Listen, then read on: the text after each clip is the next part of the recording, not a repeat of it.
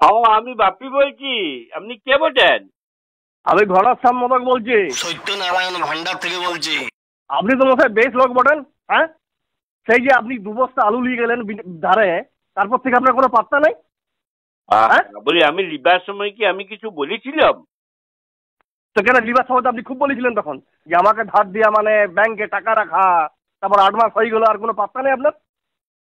মানে তার মানে আপনি বলছেন যে আপনি যে ব্যাংকে টাকা রেখেছেন সেই ব্যাংকের গভর্নর প্রত্যেক দিন আপনার ঘরে চা খেতে আসে?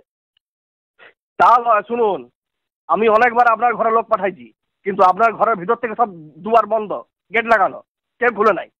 বলি কখন লোক পাঠাইছিলেন? তো পাওনাদাররা যেরকম পাঠায়, কখনো সকালে পাঠাইছি, কখনো সন্ধ্যাবেলায় পাঠাইছি, তো কেউ তো গেটেই খুলছে না, কোনো পাত্তাই নেই আপনার। বলি কোন ব্যাংকে সকালবেলায় আর সন্ধ্যাবেলাতে পয়সা দেয় মশাই?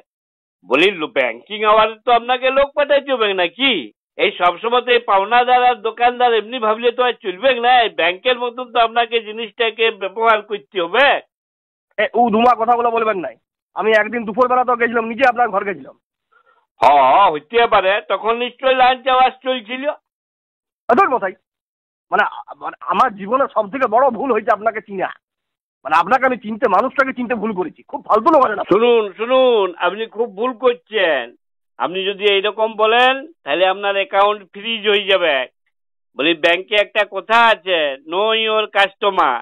আপনি যদি আপনার কাস্টমারকে চিনতে ভুল করেন না, তখন আবার আপনাকে কেওয়াইসি আপলোড করতে হবে। তখন 5 কেজি সরষের তেল আর 6 কেজি মুসুরির ডাল দিয়ে কেওয়াইসি আপলোড করতে হবে। ওইসব চেনারামগুলো ছাড়ুন। আমি কালকে যাচ্ছি আপনার ঘরে, আপনি টাকা রেডি রাখবেন বলে দিচ্ছি কিন্তু। বলি কালকে তো সেকেন্ড স্যাটারডে, ব্যাংক বন্ধ। ঠিক আছে, আমি জানি তো আপনার মতো চেনারামি পার্কার লোকগুলো এরকমই করে। এরকম তো আমি ভুক্তভোগী বটি, আপনি একা নন। শুনুন, আমি তাহলে সোমবার যাব বেলা 11টার সময়, তাহলে ঠিক আছে তো? বলি আপনি ব্যাংকে কখনো টাকা তুলতে গেছেন? বহুবার গেছি। কেন?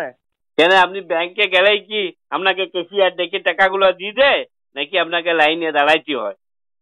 না, সে লাইনে দাঁড়াতে হয় তো, তাতে কি হয়েছে? তো বলি আপনার আগে আমার আরো 87 জন পাওনাদার আছে। বলি আগে তাদের টাকা দিব, তারপরে আপনার লাইন।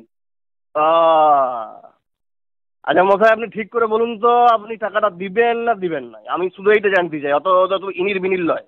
বলুন, দিবেন না দিবেন না? বলি শুনুন, আপনি সেই তখন থেকে টাকা টাকা টাকা টাকা করছেন। বলি আপনার কাছ থেকে আমি টাকা ধার নিয়েছিলাম না আলু ধার নিয়েছিলাম? আলু 2 বস্তা আলু দিয়েছিলাম 35 টাকা কেজি ধরে। 2 বস্তার দাম 3,500 টাকা। তো ঠিক আছে, আপনি এক কাজ করবেন, কালকে আপনি আসবেন বা লোক পাঠাই দিবেন, আপনার যত কেজি আলু দরকার আপনি নিয়ে যাবেন। কেন? আপনি তো বেশ বলছেন মশাই। হ্যাঁ, 35 টাকা কেজি ধরে আমি আলু দিয়েছিলাম, এখন আমি 7 টাকা কেজি ধরে আলু নিয়ে আসবো? হ্যাঁ, এখন আলুর দাম কমে গেছে।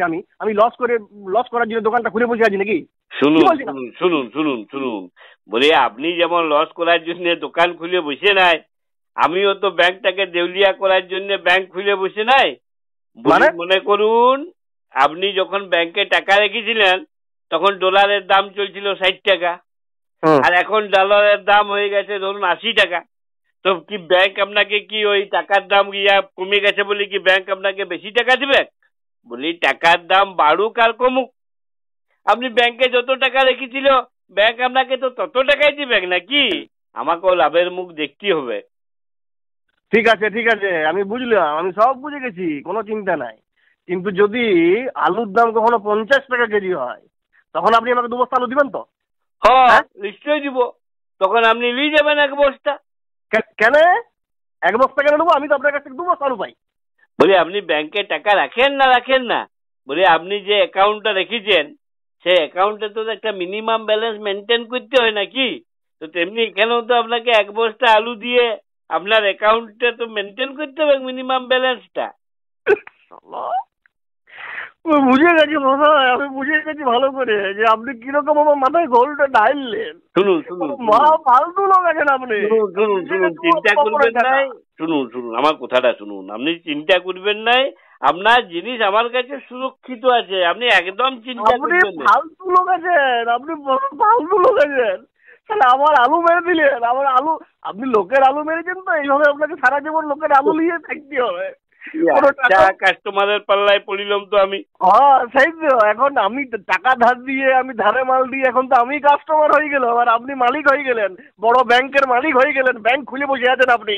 ছোট লোক, চলো শুয়ার কুতকার, চুচুয়া টাকাগুলো মেরে দিলে জীবন ভালো হবে তোর।